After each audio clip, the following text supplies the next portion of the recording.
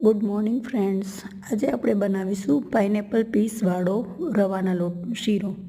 સૌથી પહેલાં પાઇનેપલનો જે કાંટાવાળો ભાગ હોય એ દૂર કરી, વચ્ચેનો જે જાડો પાર્ટ હોય છે એ દૂર કરી એકદમ ઝીણા ઝીણા સમારી લેવાના છે.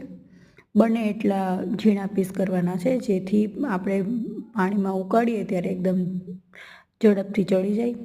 એક તપેલીમાં 1 કપ જેટલું પાણી મૂકી, 1 થી 1.5 કપ જેટલું, તેમાં 7 થી 8 ચમચી ખાંડ એડ કરી અને એ ખાંડવાળા પાણીમાં આપણે પાઇનેપલના પીસ એડ કરતા જશું અને સારી રીતે આપણે પાઇનેપલના પીસને બાફી લેશું. અને આને આપણે પાણીનો 1 થી 2 ઉભરા લઈ લેશું, જેના લીધે પાઇનેપલ ચેક કરી લેશું આપણે કે બરાબર બફાઈ ગયા છે કે નહીં. પાઇનેપલ બફાઈ જાય પછી ગેસ બંધ કરી દેવાનો છે આપણે. ત્યાં સુધી બાજુમાં એક પેનમાં 2 થી 3 ચમચી ઘી લઈ અને એને પહેલાં સારી રીતે ગરમ કરી લેવાનું છે.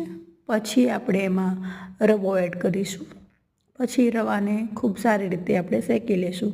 જેમાં આપણે નોર્મલ રવાના લોટનો શીરો બનાવીએ છીએ તેવી જ રીતે આપણે રવાને ઘીમાં શેકી લેવાનો છે, ગુલાબી રંગનો થાય અને ફૂલાય ત્યાં સુધી. હવે આપણો રવો એકદમ ફૂલી ગયો છે અને રવાનો કલર સહેજ ગુલાબી રંગનો થઈ ગયો છે. સાઈડમાં આપણું પાઇનેપલ પણ બફાઈને તૈયાર છે.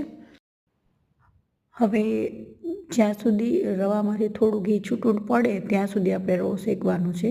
ત્યારબાદ આપણે આ બફાઈ ગયેલા જે ખાંડવાળા પાઇનેપલના પીસ છે તે આમાં એડ કરશું અને સારી રીતે મિક્સ કરીને ચલાવતા જશું. આમાં આપણે ખાંડ 4 થી 5 ચમચી એડ કરી હતી, એટલે આમાં આપણે થોડીક ઉપરથી ખાંડ અને થોડું દૂધ બહુ વધારે પ્રમાણમાં નહીં નાખી અને થોડુંક નાખીશું અને સારી રીતે આપણે મિક્સ કરી લેશું.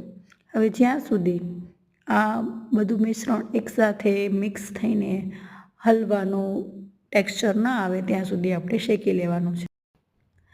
તો હલવો આપણો રેડી છે.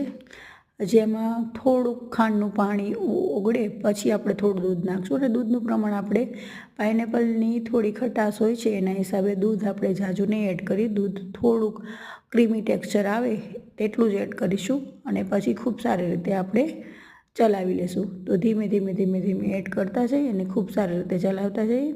થોડી વારમાં આપણો હલવો રેડી છે.